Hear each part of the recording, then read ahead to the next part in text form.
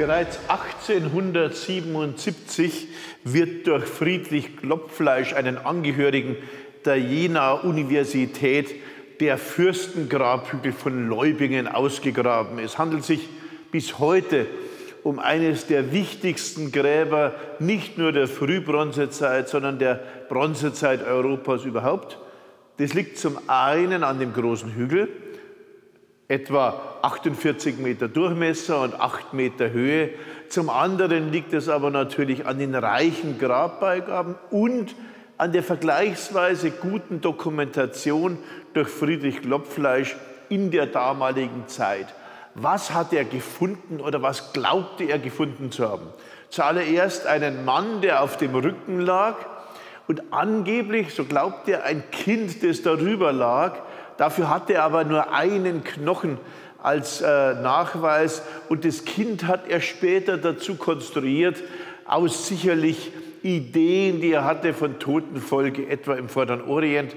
Wir wissen heute, dass das Kind sehr, sehr wahrscheinlich nicht existierte, sondern dass nur ein Mann in diesem Grab lag. Und um was handelt es sich bei diesen Grabbeigaben?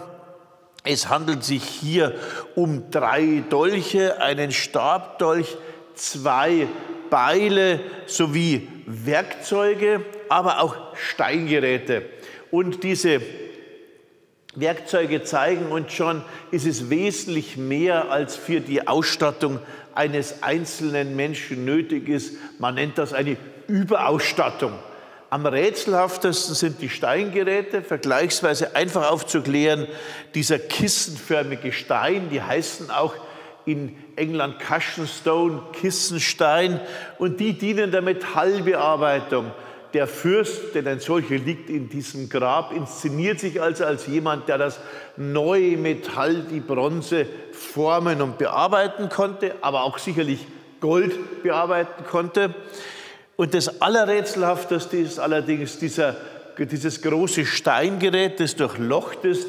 Wir erkennen unschwer, wenn wir in der Ausstellung waren, dass es sich hier nicht um ein bronzezeitliches Gerät handelt, sondern wahrscheinlich um ein Stichbandkeramisches, also ein Gerät aus der Zeit um 4800, 4700 vor Christus.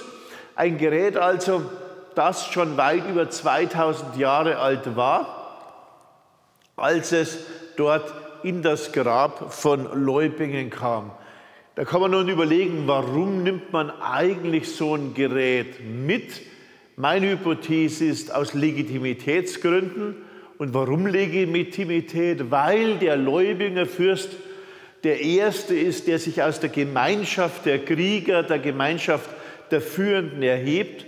Und zwar in Sphären, dass er nicht mehr Teil der Gemeinschaft ist. Er ist nicht mehr ein Einzelner, der die Gemeinschaft gegenüber den Göttern vertritt, sondern er tritt wie fast ein ägyptischer Pharao auf die Seite der Götter und vertritt die gegenüber den Einzelnen. Wir haben hier also nicht mehr einen Stammeshäuptling oder einen Big Man, sondern wir haben hier einen Fürsten in einer Qualität, wie wir ihn aus Hochkulturen kennen. Wie begründen wir das? Das wichtigste Kriterium ist sicherlich, wenn wir an Max Weber denken, die Dauerhaftigkeit. Also das ist nicht ein Aufflackern eines Stammeshäuptlings. Und was spricht für die Dauerhaftigkeit? Dauerhaftigkeit kennen wir zum Beispiel in den Ornaten oder in den Reichsinsignien deutscher Kaiser oder französischer Könige.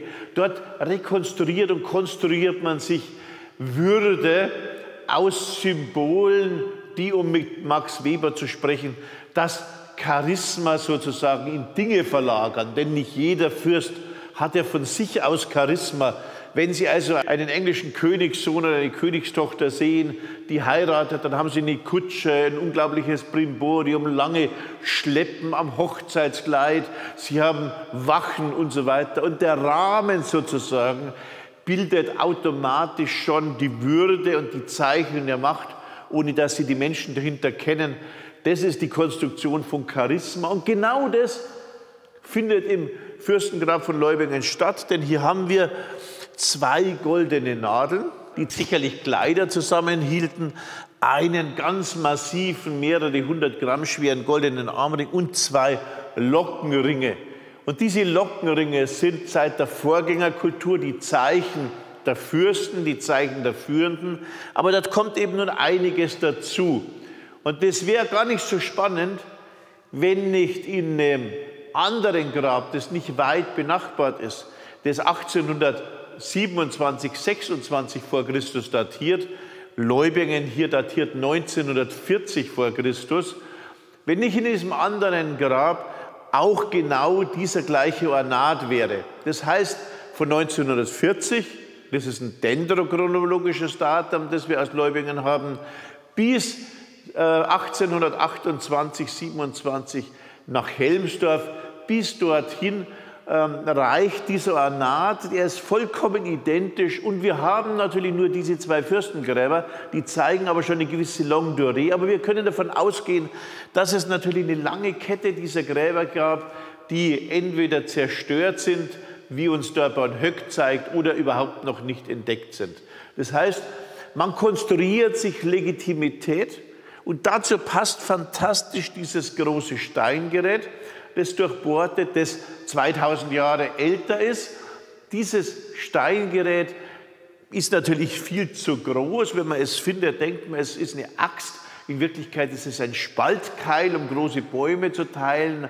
Aber als Axt wäre sie die Axt mythischer Riesen. Man würde sich also Legitimität leihen, man würde sie konstruieren, so wie die Römer ab Urbe Condita die Gründung ihrer Stadt sozusagen auf Aeneas zurückführen. Und auch das wäre noch kein sicherer Hinweis, wenn wir nicht im zweiten Fürstengrab in Helmsdorf genauso eine steinerne Axt hätten aus einer Vorgängerkultur und wenn wir nicht aus zerstörten Fürstengräbern wie Körner, ebenfalls in der Nähe von Leubingen gelegen, auch so eine Axt kennen würden. Das heißt, wir haben hier einen festen Kanon der Legitimität aus der Vergangenheit konstruiert und Legitimität durch Prunk und durch ikonologische Zeichen darstellt, sodass man weiß, jetzt kommt der König.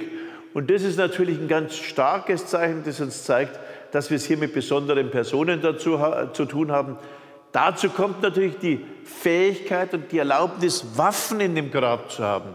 Waffen sind in frühbronzezeitlichen Audititzer Gräbern nahezu nie vorhanden. Sie kommen nur bei den militärischen Führern vor. Mehrfachwaffen sind nur den höchsten Führern vorbehalten, wie dem Fürsten von Leubingen. Wenn man all das berechnet, wenn man dann auch noch berechnet, dass das Dermsdorfer Haus dorthin orientiert ist, dann kann man davon ausgehen, dass wir hier es mit jemandem zu tun haben, der ein Mächtiger der damaligen Zeit war, einer der großen Führer, zu dessen Nachfolgern der Armeeverband von Dermsdorf gehörte, den wir dort in den Beilen repräsentiert haben. Aber die Macht allein war kein Vergnügen, wie wir am Grab von Helmsdorf sehen würden, denn der Helmsdorfer Fürst wurde ermordet.